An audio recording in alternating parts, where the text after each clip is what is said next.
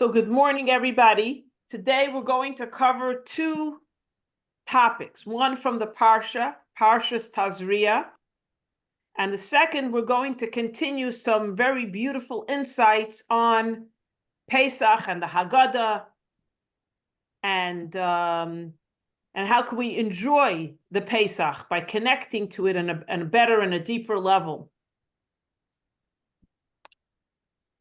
So in the Torah portion, there's many topics, but I chose the topic about speech, the importance of using our words in a proper way, the importance of not talking what we call lashon hara, or moitzi shem ra, gossip, slander, even if it's true, even if you repeat something that's true, it's called lashon hara. It doesn't have to be a lie.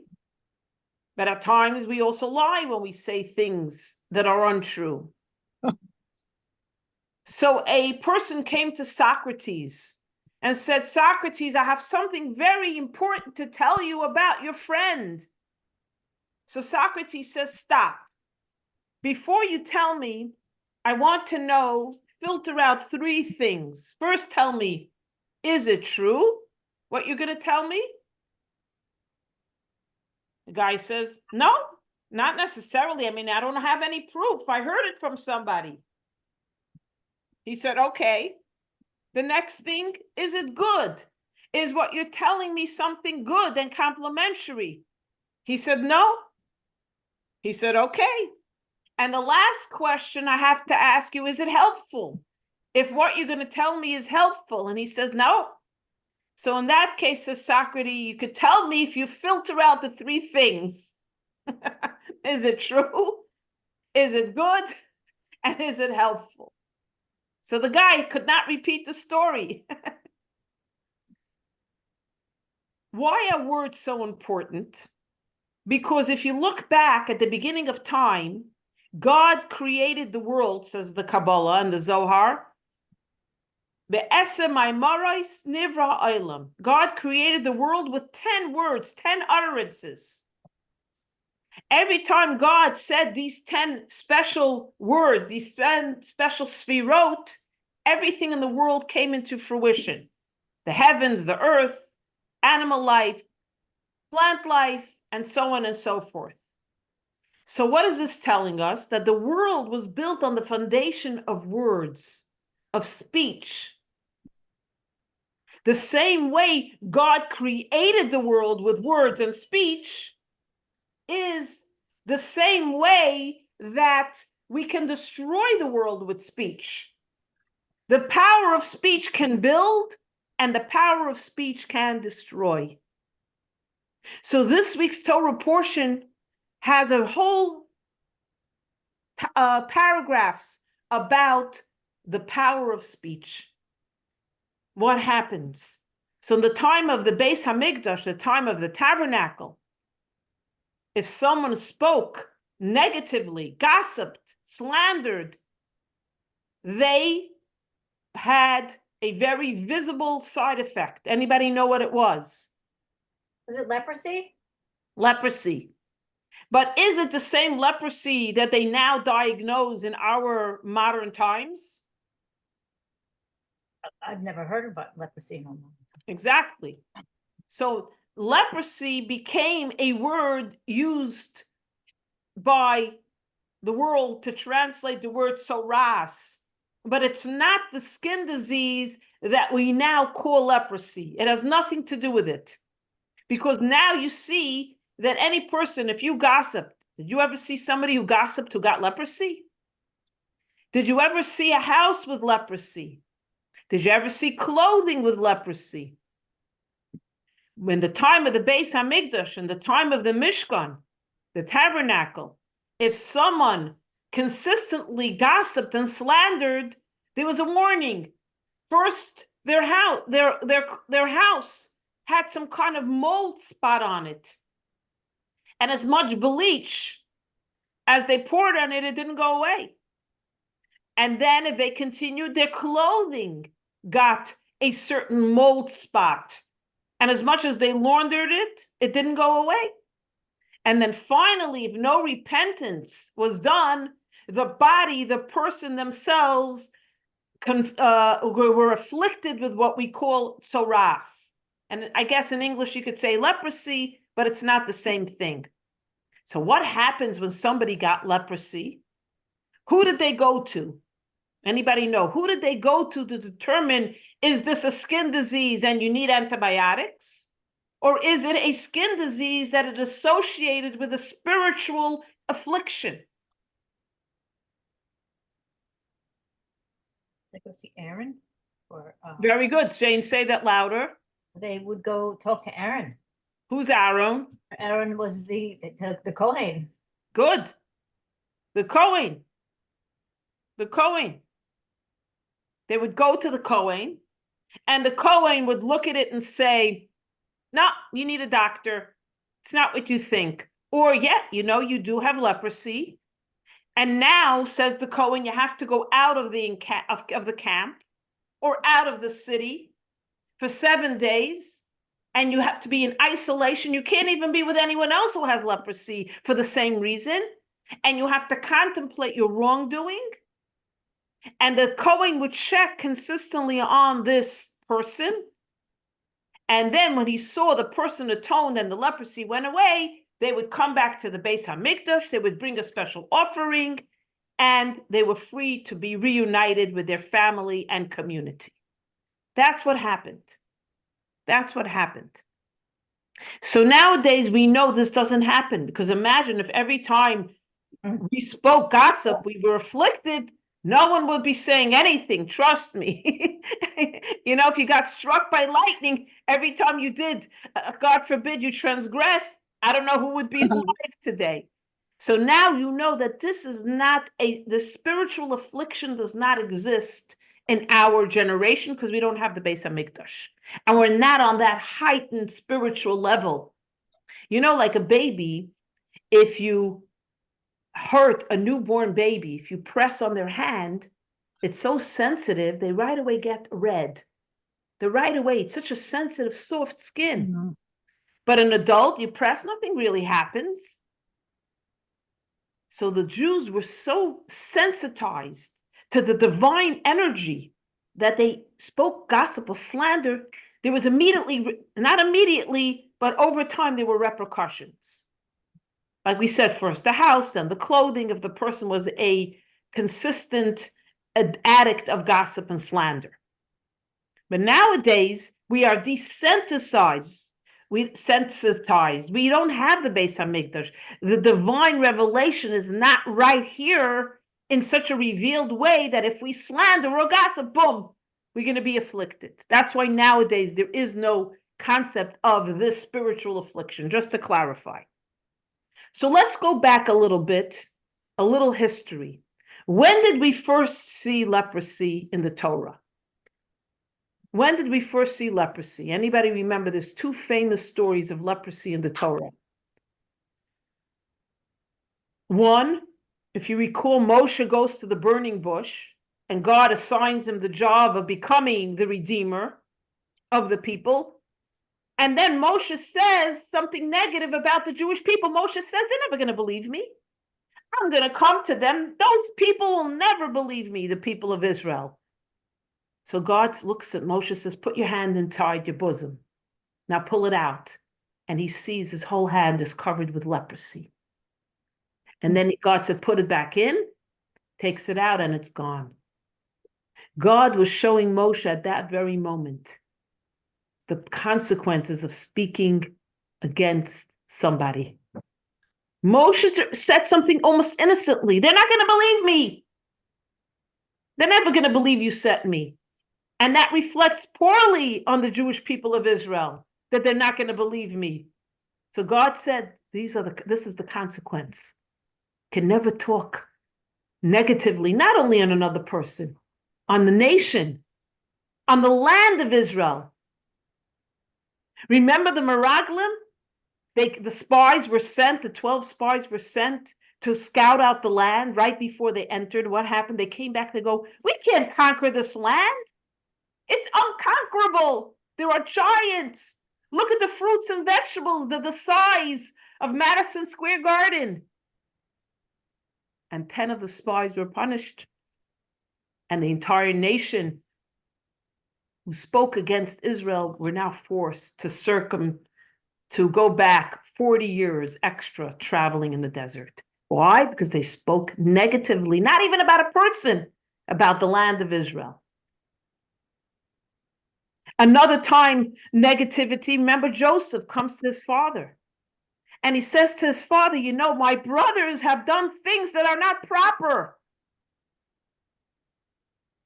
And he's later sold because of that. There's a consequence to speaking negatively about your brothers, even if it's true. And last story is the story of Miriam, the older sister of Moshe.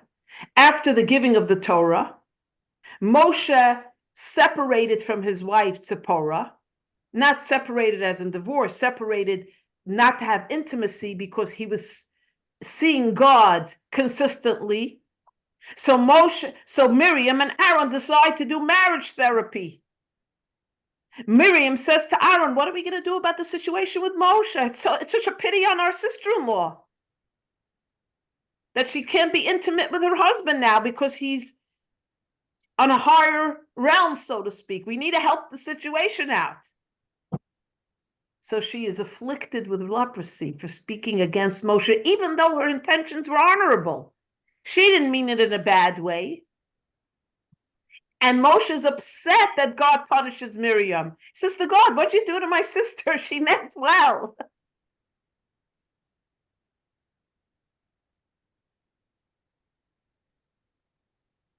And just a footnote on this story, because it shows something very beautiful. Where every day we read in the prayer the 6 remembrances. And one of this, remember what happened to Miriam when they left Egypt. So you might say, I don't understand.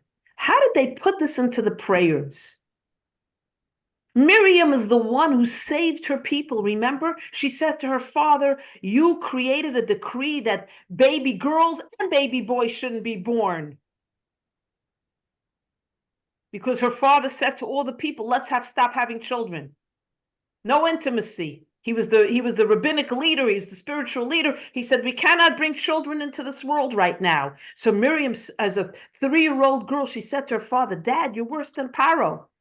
Not only he wants to kill the boys, but you don't even want the girls to be born. She prophesied already at age 3. Now, how could this Miriam, how could we, in our prayers, remember the one negative thing perhaps that she did? And she didn't even do it for a bad reason. But that's not what the prayers are saying. The prayers are saying that when Miriam was afflicted with leprosy, I don't know if people know the story. It's a very painful skin affliction. You can't travel. Now, remember, the Jews were traveling every few days.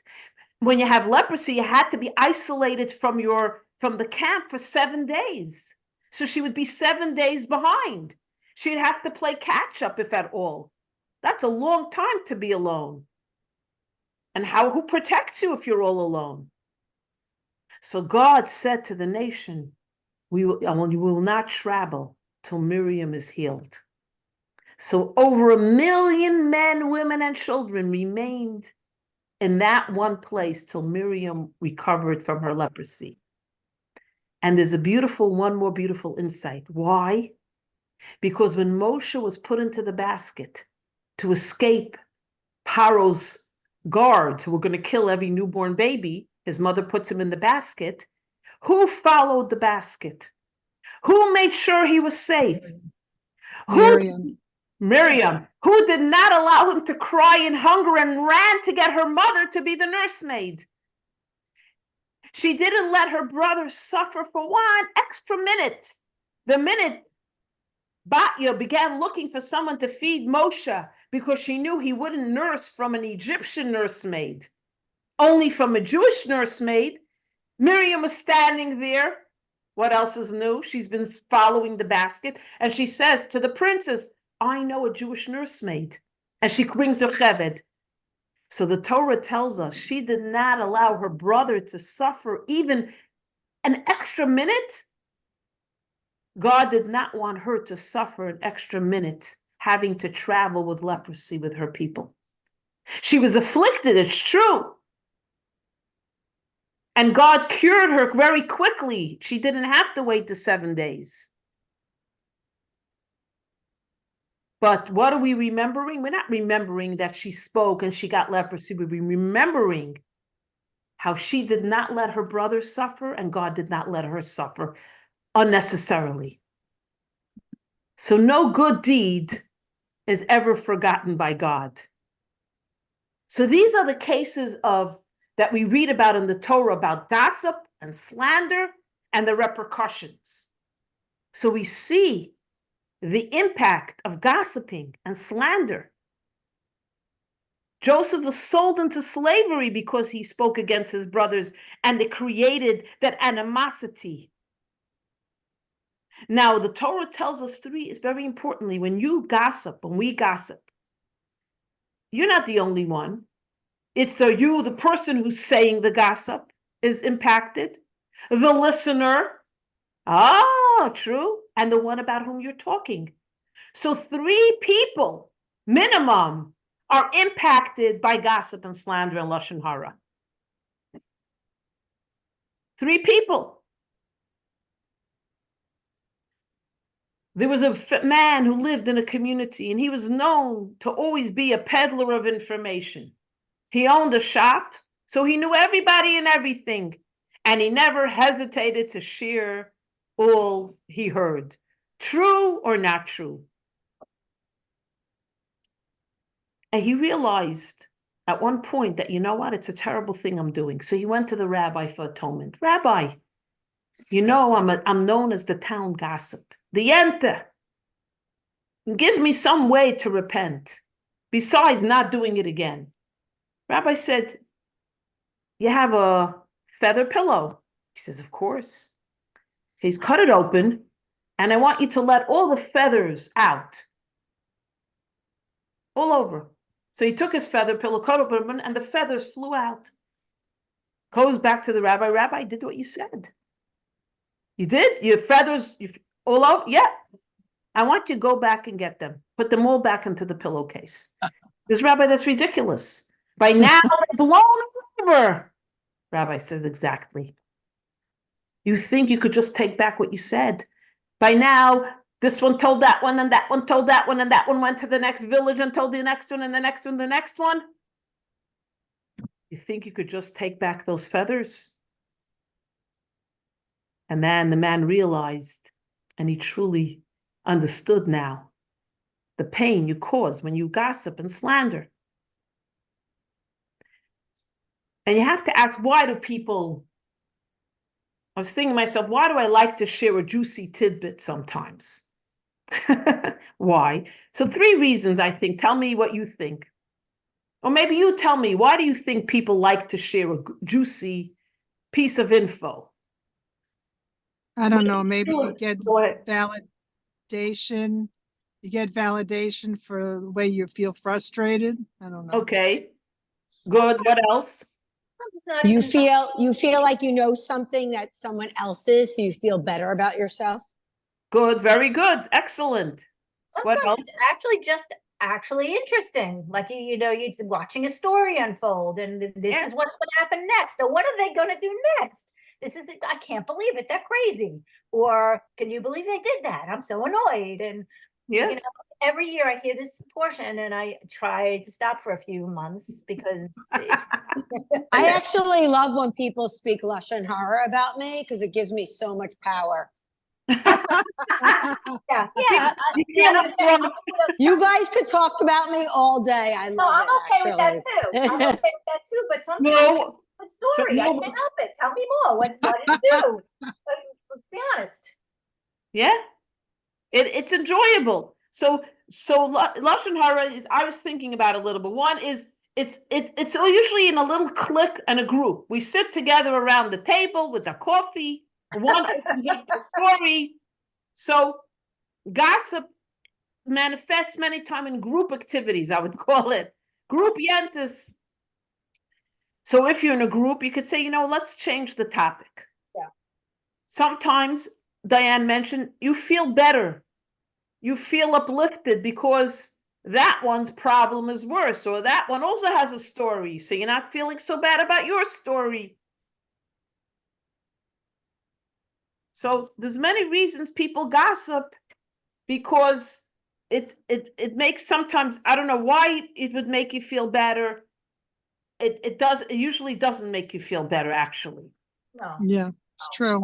Yeah. So there was a You think it story. might, but you It's don't. also sometimes when I feel like I can help someone, and that's what's disturbing me about this story, because sometimes I stick my neck out and like what Miriam did, and try to help a situation, and maybe I shouldn't do that. So the Torah addresses that. We're not talking, see, there's gossip and there's talking. Sometimes you need to hear the story. Somebody did something in your family. You need to hear what they did. You need to hear what, even if it's a terrible thing they did, so you could help the situation. We're not talking about when there has to be remediation, intervention, action taken. We're talking about stam. Is it helpful? No. Is it true? I don't know. Is it good? Give yourself a parameter. If it's none of those things, then why are you doing it? So that's the thing. You're going to help someone. You have to hear sometimes about a negative story because you have to help the person. There's a theft, there's bullying, there's antagonism. Person is abusive. The person speaks like that, says something. I'm not a ganif. I want to clarify what happened. So the times you must tell the story to help and remedy the problem. We're not talking about when you're helping. We're talking about for no reason other than the joy or the unjoy of gossiping or slandering somebody. There was a 14-year-old girl who lived in Lutterworth, Leicester. Did I pronounce it? In England, Leicestershire. Hannah Smith. Bright, outgoing, active social life, exciting future. On August 2nd, 2013, she hung herself in her bedroom. Why? Because they discovered she was the target of anonymous abusive posts on a social media website. Mhm. Yeah. That's called cyberbullying. Yeah. The cyberbullying. So is there no question now how destructive words can be? And the saying, sticks and stones will break my bones, but words will never harm me, is not true. No. One critique from a teacher, one critique from a parent, one negative word from a friend can demolish a kid, a child, an adult in 1 second. You look so fat. You go to an event and you feel so good about yourself, and one comment, what happened? You gained so much weight. Are you okay? Are you also going through transition? Is that why you have a double chin now? Demolished. So, and especially if you tell someone else about it, did you see her? Did you see how much weight she gained? She's popping out. Why does she wear that dress if she's popping out? Anything you say, the power of words can really kill a person.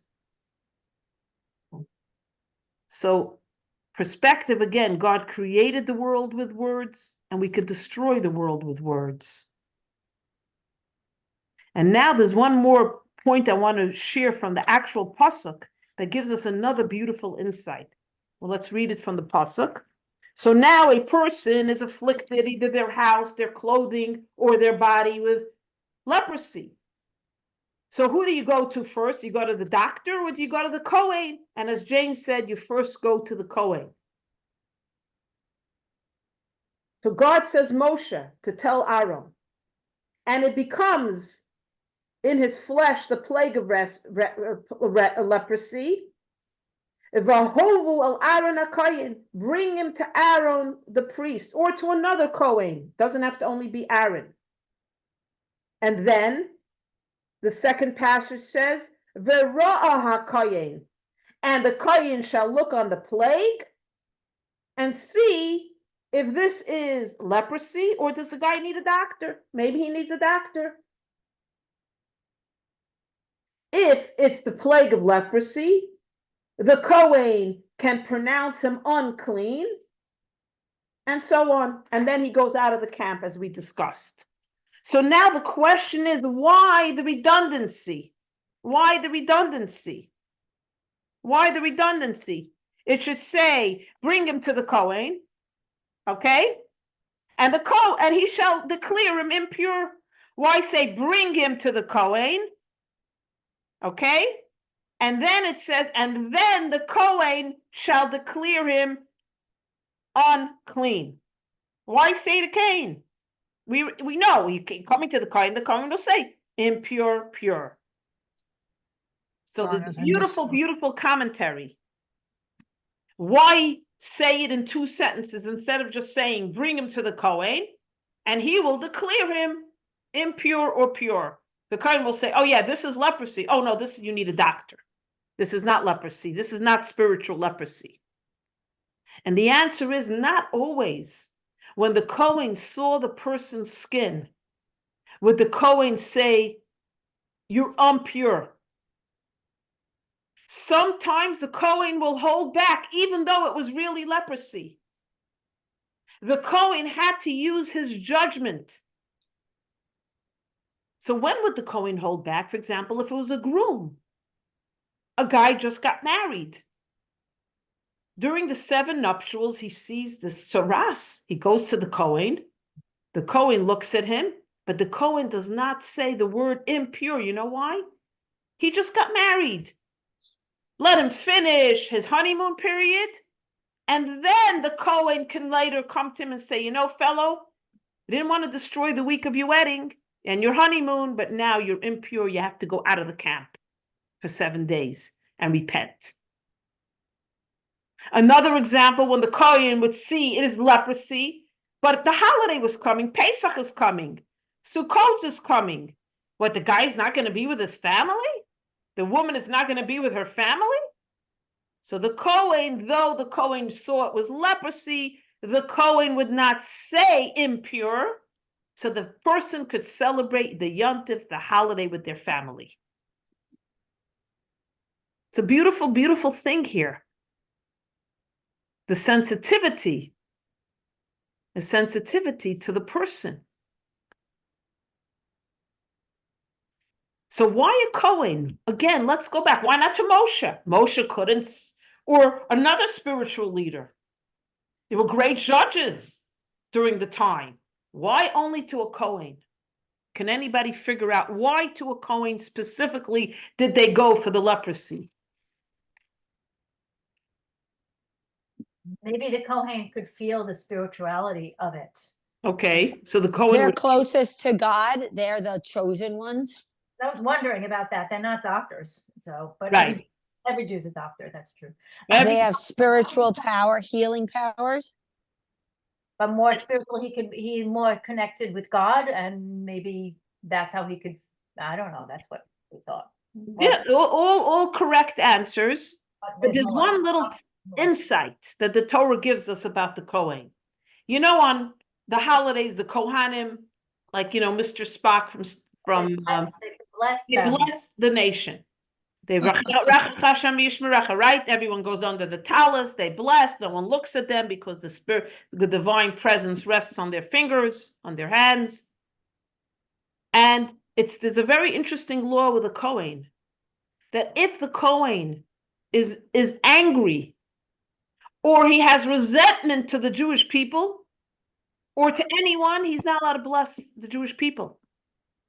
If he's not in a state of mind, in a good mood, with optimism and love for the Jewish people, he cannot get up there and bless. He should say, listen, recuse himself and say, listen, today I can't do it.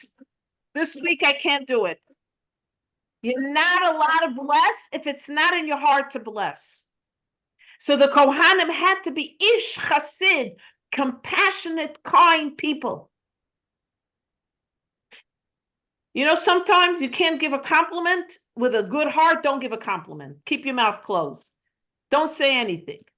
You have nothing nice to say. My mother would always tell me when we would fight with the kids, don't say it.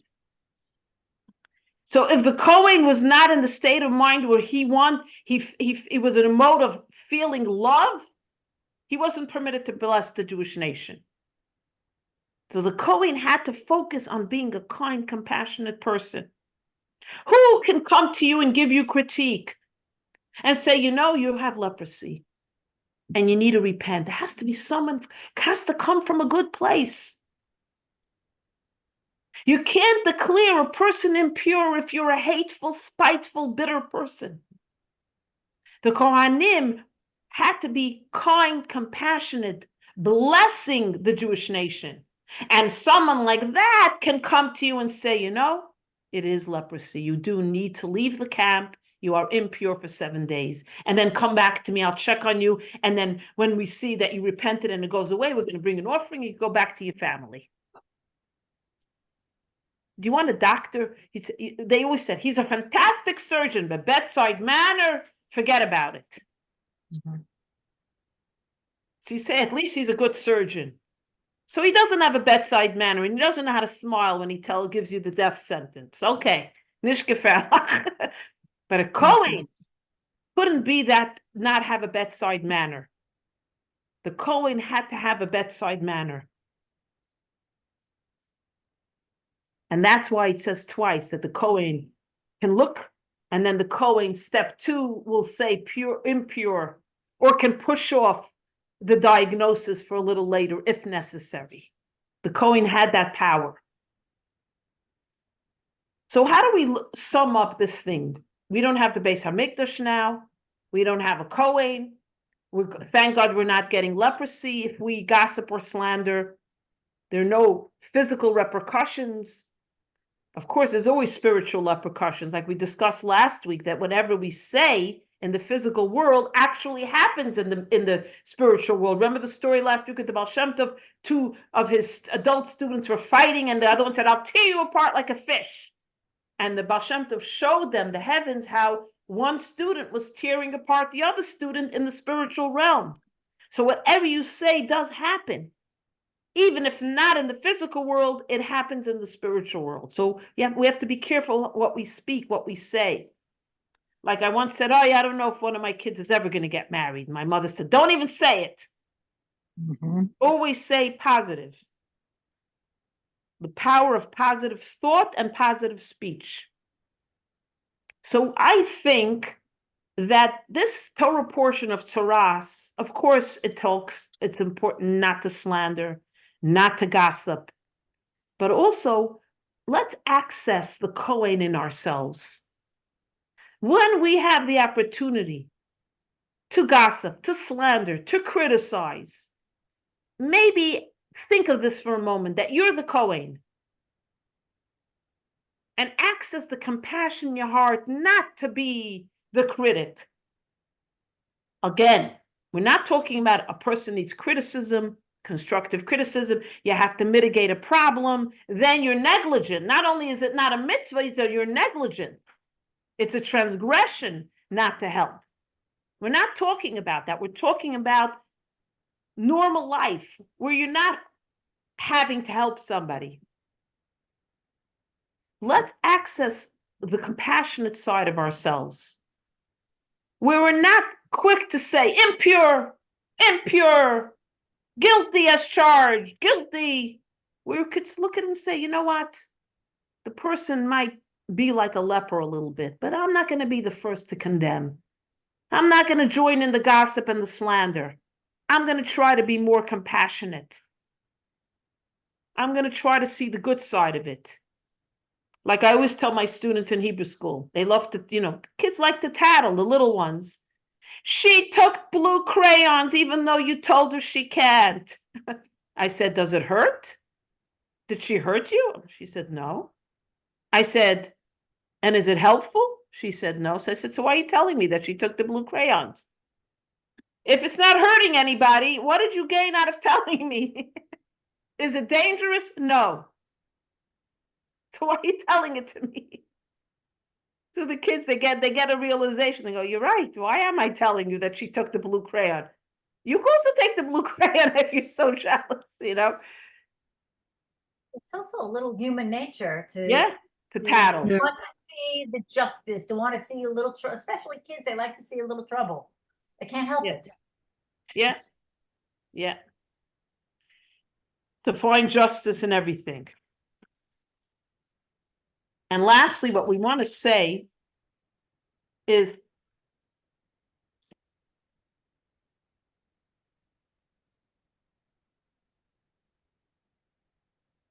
that if you want to be God to be kind to you, you have to be kind to others.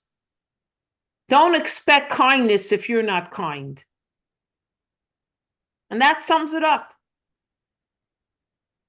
You know, there's an expression in Yiddish, Deyazagers. There are people always have an opinion. And they feel they're helping. Like my sister-in-law had a joke that there was a family always spoke about everyone at the Shabbos table. That was their mantra. What did you hear? So people said, why are you always talking? They go, we're talking how we can help them. We want to help them. That's why we're talking about them. That was their excuse for being a yente. I heard something, one more little thing, and then we'll go to Pesach. I heard from Rabbi Twersky, the famous psychiatrist. He said that he notices a tremendous amount of children are alienated from their families. And he says that he finds that one of the biggest sources of children distancing themselves from parents is gossip. What do they hear in their house?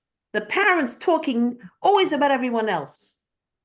And he says he feels in his life as a psychiatrist treating mostly young adults and teenagers, that this is one of the things he hears repeatedly, how the children mention how the parents are such hypocrites. They talk about everyone else in a very negative tone. And he says it really, really hurts children when they hear the parents are gossips. He said, and I remember listening, it was a whole lecture, but this was one thing that jumped out on me, that you have to be very careful when you're sitting, especially I find Shabbos at the table, there's so much to talk about. If the topic starts getting on about somebody else, change the topic.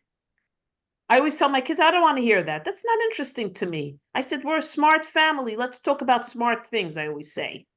Why do we need to talk about silly? I said, we're an intellectual family. I said, we're not a family where, we all have the smarts. So I build them up and then they're right, Mom, we do have the smarts. So let's tap into the inner Kohen and let's be more sensitive how we speak and what we say. Does anybody want to add anything, say anything, share anything? It's hard sometimes. Yeah, of course. Manashtana halayla hazemi kol halaylos. I love Manashtana. You could use it for everything. How is this night different from all other nights? True. So last week we spoke a little bit about Pesach, how we have to invite ourselves to the Seder. We have to be present at the Seder. And that when we talk about the children of the Seder, that really we're talking about the inner child, that we are the children. We have to ask the 4 questions. And the Seder has to bring out our inner child, our inner layer, the layer that is innocent and pure and untouched by all the prejudices and trauma and challenges that we've gone through in our lives as adults. The 15-step Seder are steps for a person to sit at that Seder table and analyze, think, and start coming to terms with things in our lives.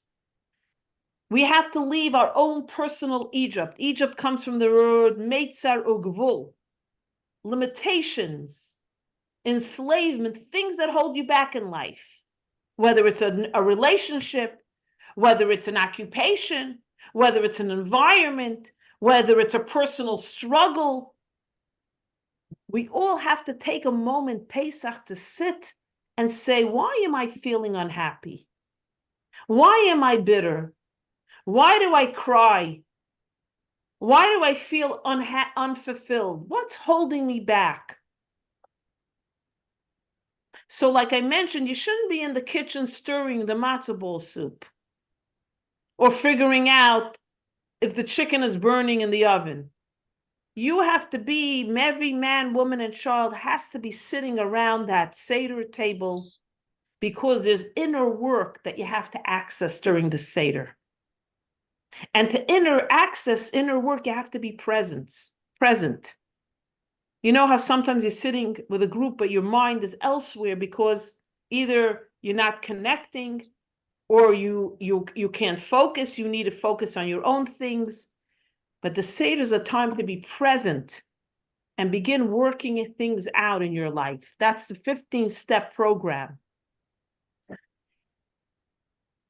So there's a beautiful, beautiful insight that seems to be that the big theme of the Haggadah and the Seder, which Seder means order, by the way, is the number 4. There's 4 types of children: the wise, the Rasha, which means the negative one. I don't want to say wicked and evil because that's not how the Kabbalah explains it. The simple one, or rather the complete one, and the She'ena Yedei Lisho, the child that doesn't even know what to ask because they're apathetic. They have no interest in asking. There's 4 cups of wine we drink. There's 4 questions. And there's 4 expressions of how God took us out of Egypt. And all this is, like we said last week, is the 4 matriarchs: Sarah, Rivka, Rachel, Leah, because foundation of Jewish life and in the merit of the Jewish women were we redeemed from Egypt. But I forgot to look up the Miriam's well. I'm going to look it up. I'm sorry. I just remembered. Sorry about that. I'm going to look it up. So there's a theme of 4. And when the Haggadah tells us about the 4 children, which is really every one of us at different times in our lives. At times, I'm very wise. At times, I'm very contrary. I'm very negative. At times, I'm apathetic. And at times, I'm riding high. I'm at the top of the world. I don't need anybody. I am a self-made woman. So we all go through 4 stages in our own personal lives. So on the one level, the Haggadah is talking about 4 different children, 4 different people, because remember, we're all children. On a deeper Kabbalistic, mystical level, the Haggadah is talking about one person at 4 points. Could be all in one day. It could be different days. It could be different years, different stages. So how do you know? Because look how the Haggadah works it. Echad Chacham. One is wise. Echad Rasha. One is contrary. Echad Tam. One is complete. And Echad Sheni Yedei Yeshua. And one child doesn't know what to ask. So the commentaries say, why does it say Echad? Echad. Echad should say Echad Chacham Rasha Tam Sheni Yedei Yeshua. There's 4 sons or 4 children. And here's who they are. Why does it keep saying one is a this? One is a cucumber. One is a tomato. Say there's 4 vegetables on the table. And the answer is one means it's all one person. It's the oneness in you. It's all one person. So it's emphasizing it's you. You are. It's your mindset and how you are, again, at different stages, different times in your life. So we have to analyze, what are we telling ourselves? What are these 4 attitudes that we have? And how do we counteract them with the 4 answers that we give these 4 moods or 4 mindsets? And that's why when you begin singing the song, Baruch HaMakayim Baruch Hu, Baruch Shenasan Torah, Shenasan Torah L'Amo Yisrael, Baruch Hu. 4 times it says the word Baruch. Baruch, like I just sang. Excuse me for singing. I know I don't have the best voice, but 4 times we sing Baruch. Again, the number 4. All leading to the concept of 4 children, 4 mindsets. So first of all, it tells us that if you have 4 children, 2 children, 1 child, no one is the same. Don't compare one child to the other. In your class, when you're a teacher, if you're a professor, don't look at your class and expect everyone to be the same type of student. This is a fundamental foundation of education.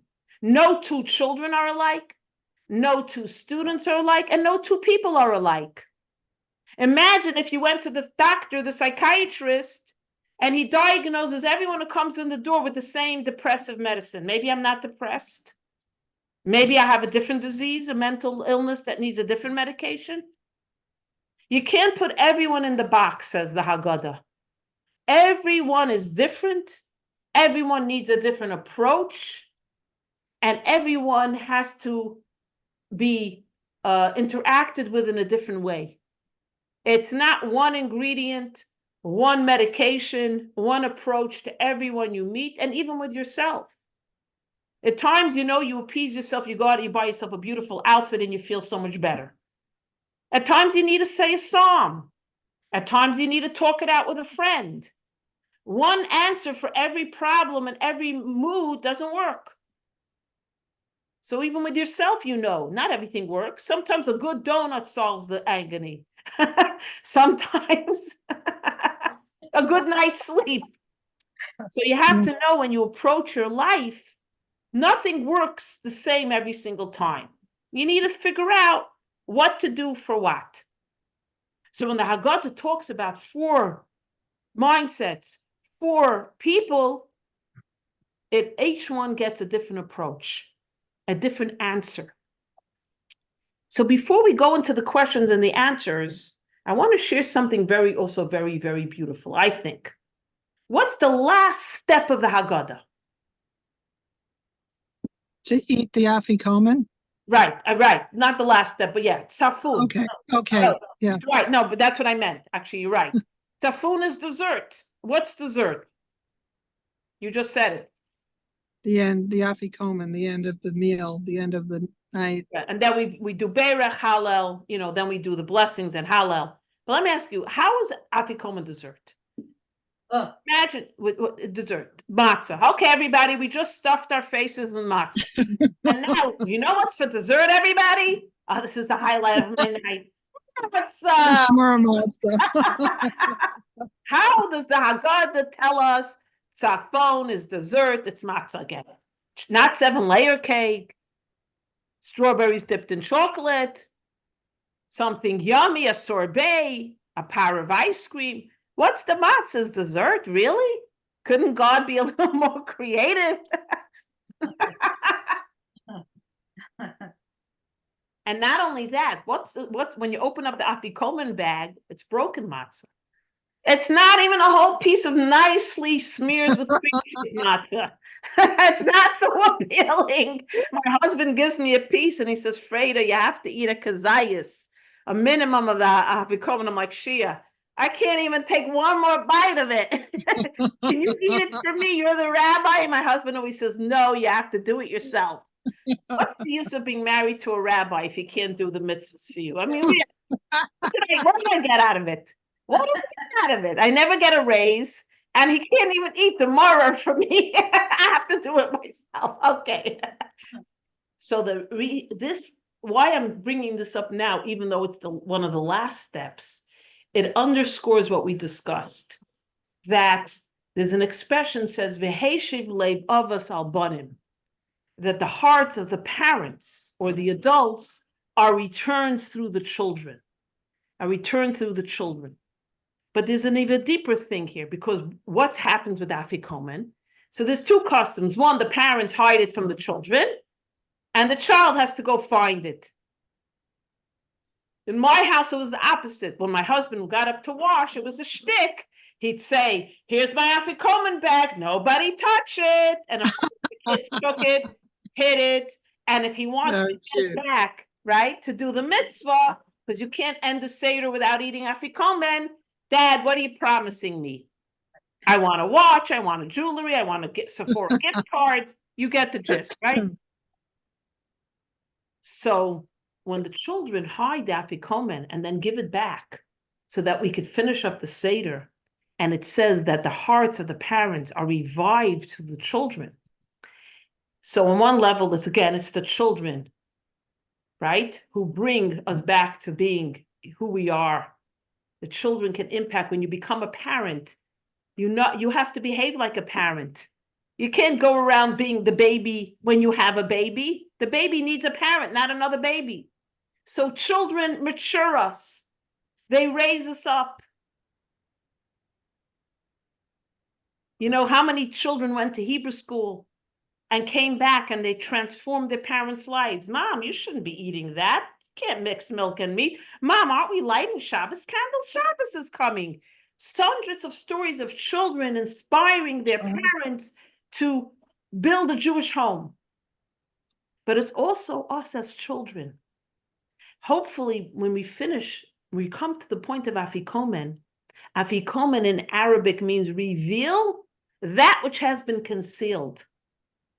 By the time we come, hopefully, to afikomen, we have come to face a little bit of our inner child, our inner trauma, things that are holding us back. The child in us becomes revealed at the end of the evening. It's a moment of revelation. Sometimes also children trigger in us and bring back negative memories that happened to us as children. Things we don't even remember happened. So many stories where a father says, my child triggered me and I became a monster. I realized that something happened to me when I was a kid. When my son threw the fishing pole, I remembered this terrible story. So children trigger in us sometimes things. And also the inner child comes out and we're triggered and things are revealed. And we want to get back again to the pure and innocent time when we were children, when we were untouched by all the things that happen in our life. Now, what I'm describing is very deep in a sense where I don't think, and I'm saying my own opinion, this is not the opinion of the management. I don't think one Seder is going to get you back to where we want to be. But I think thinking a little bit about this concept that is explained in Hasidus and Kabbalah gets us opening up a little bit. I don't feel one therapy session, one Seder, or even two Seders will get us back to that moment of perfection and purity of birth. But I do think that if we tackle the Seder with an attitude of releasing trauma, challenges, and pain, and anger, and frustration, I think that will open the door slowly but surely. So I think to me, the Seder is like step one, even though there's 15 steps, to approaching life differently, looking at things differently now.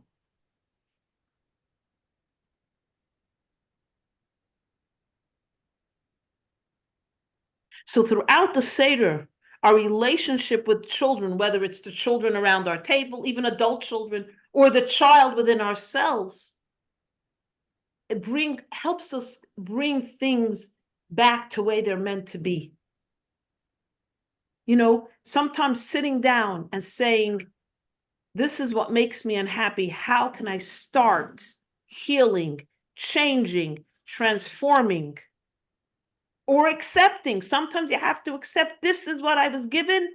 How am I going to make it better? My attitude and so on in my life.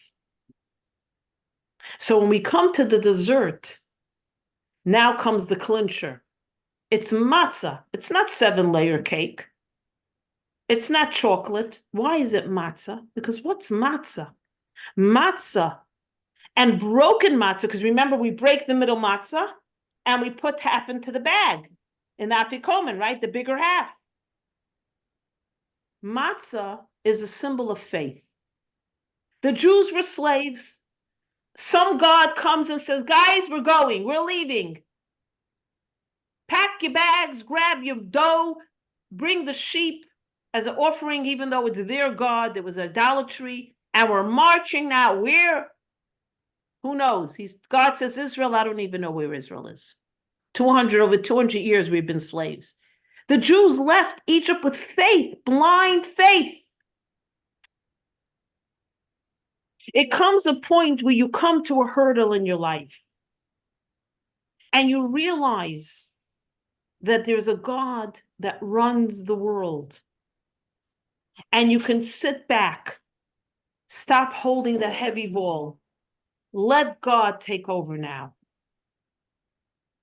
We left Egypt based on faith in God, and we have to continue holding on to that, knowing that we cannot know everything goes on in our life. And we don't know why things happen. And we cannot grasp the infinite. And there won't be so many answers to all of our questions, even the Haggadah. We ask the 4 questions, there's no answers. After you read the 4 questions, you see anybody answering any questions? Haggadah, all it says, Avadim hayinu lapara Mitzrayim. We were slaves in Egypt. That's an answer. The kid said, why is night different from all other nights? Why are we dipping? Why are we leaning? Why are we eating maror? There's no answers. Exactly. Because what the dessert shows us, you are broken. You're not a whole matzah. You're a broken matzah. And in that brokenness, incompleteness, is where you have your faith in knowing God. There must be a reason. There must be a purpose here. I put myself in your hands. I've analyzed. I've theorized. I've read. I've taken control. I'm a type A personality. I did A, B, C, and D, but what? You cannot control the entire world. You have to, at the end of the day, put your faith in that matzah, which symbolizes belief in God. So when we eat that afikomen dessert, what we're basically saying, I've done the 15-step program. I'm doing everything I can as a human being, but God, the rest of it is up to you. At the end of the day, our greatest dessert is faith.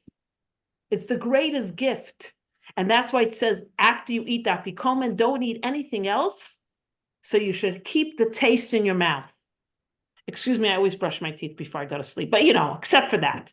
I'm not going back to sleep with only the taste of matzah in my teeth. I'm going to brush my teeth. But exactly what it's telling you, that is the greatest gift, the greatest dessert is faith. Because it's hard to feel you're holding up the world. And if you drop the ball, it's going to be your fault. That's a very hard thing to do. But at the end of the day, we have to say, God, it's in your hands. It's up to you. And that is the final step. You could do everything you could, but at the end of the day, you have to believe that there's a reason, there's a purpose, and God runs the world. Because if you don't have the faith, what keeps you going? And what happens when you can't keep going if there's nothing there but you? And there's no divine, there's no connection, there's no pattern, there's no purpose, there's no mission. Why are we even here then? Then I think we should just all sit on a chair and wait for the end of days.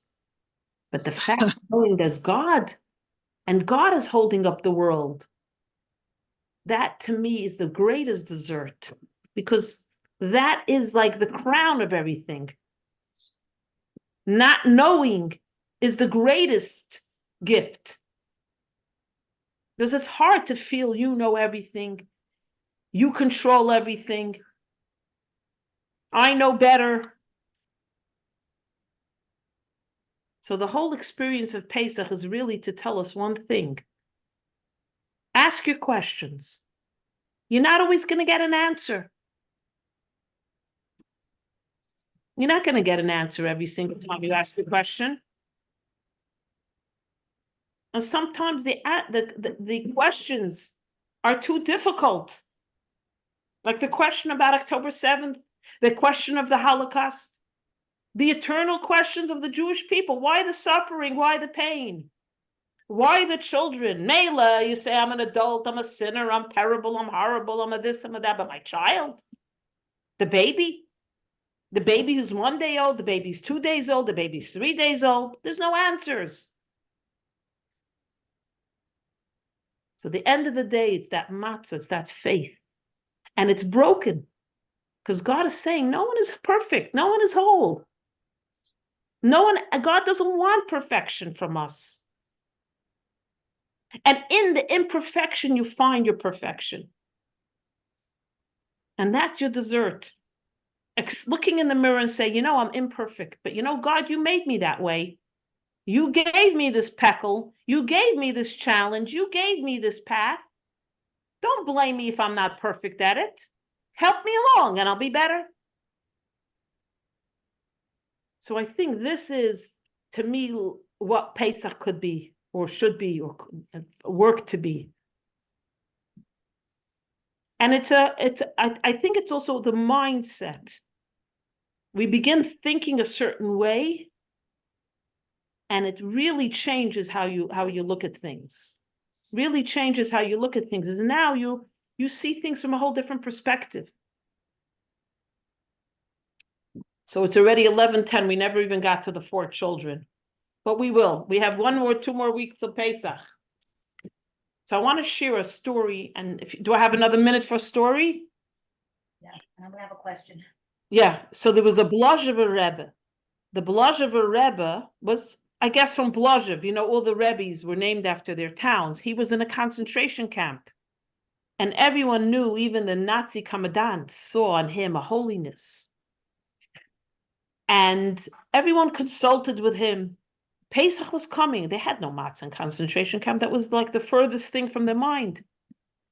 But a few Jews felt very passionate, so they came to the Blazhev and they said, Rebbe, the Nazi commandant, though he hates us, he has a certain respect for you. Ask him, maybe you could get flour and help us make matzah for Pesach. The Blazhever Rebbe, what does he got to lose? He's in a concentration, he goes to the commandant. He sits down, he says, explains to him, there's a Jewish holiday, Passover, we need matzah. Maybe you could help us with flour, water, we need a little oven. The Nazi commandant says, let me think about it. A few days later, he calls over the Blazhever Rebbe and he says, come to the fence at this and this time. So he comes with some of the Jewish fellows, and there's a little mini oven, and there's flour, and there's water, and they take it back to the barracks, and they begin to bake matzah over there. Another Nazi officer sees what's going on, and as they're baking matzah, he comes over, and he smashes the entire oven, little oven, must have been one of these like outdoor little stone things. They were horrified, but they had already put away 12 matzahs that they baked over the few hours. So now they only have 12 matzahs for an entire camp of Jewish prisoners, Nebuch. So they go again to the Blazhever Rebbe. Rebbe, what do? We only have 12 matzahs. Who gets them? Even if we break them all up. So the Blazhever says, those who are mechuyev, those who are obligated to eat matzah, obviously the adults, not the children. They're not obligated. Kids under bar mitzvah and not obligated in the mitzvah, right? Yet. At that time, they were joining the female camp. So there was a Jewish woman standing, overhearing the conversation, and she calls out, Biznareinu biskanenu. She's quoting Moshe from the Torah. When Moshe came to Paro and said, we need 3 days to worship our God, let us go. Paro said, yeah, the elderly can go, but not the children. What do the children have to go for? They're children. The elderly can go. So Moshe, in the name of God, said, Binareinu biskanenu, with our children we will go, and with our elderly we will go. So the woman says, doesn't say elderly first. It says children first. What does that mean? That children are the priority, not the elderly. So when the Belazhever heard this, he changed his ruling, and he said, true, the children and then the adults. And they had Pesach. And when they came out of the camps, the Belazhever went to find this woman, and he married her. And she became the Rebbetzin of Belazhin, because her wisdom was so powerful that he had to marry her, and she became his Rebbetzin, and she was known for her wise wisdom. True story. Really? Now, do you doubt, first of all, that the women are the foundation of Yiddishkeit, the home? And know that what do we prioritize on Pesach? The child, but not only if you have children. Let's say you don't have children, the child within ourselves. The child who's innocent, the child who's pure, the child that we were born as, with that excitement for our Judaism. Which child doesn't get excited about the Pesach Seder? I remember now as a little girl, I couldn't wait. I couldn't wait for my father to give me my little matzah pouch and my little kiddush cup. I would panic if my grandmother had a little glass cup for me. I would panic if she maybe wouldn't have one left for me. Of course she had one for me. But the excitement that the children feel is the excitement we have to feel. We have to be inspired. Find something that inspires you to be at the Seder table. Do you want to show off your new outfit, your new high-heeled shoes? I don't know, whatever inspires. You want to show off your new dish? You want to show off your brilliance? Say, guys, I'm going to talk now. Everybody be quiet. So let's hope and pray that we're going to go into Pesach. First of all, with all the Jewish people, the men, women, and children who are being held hostage. They should come out healthy, and the entire Jewish nation. We should all be sitting at the giant Seder table in Jerusalem with the coming of Mashiach. Does anybody have any questions or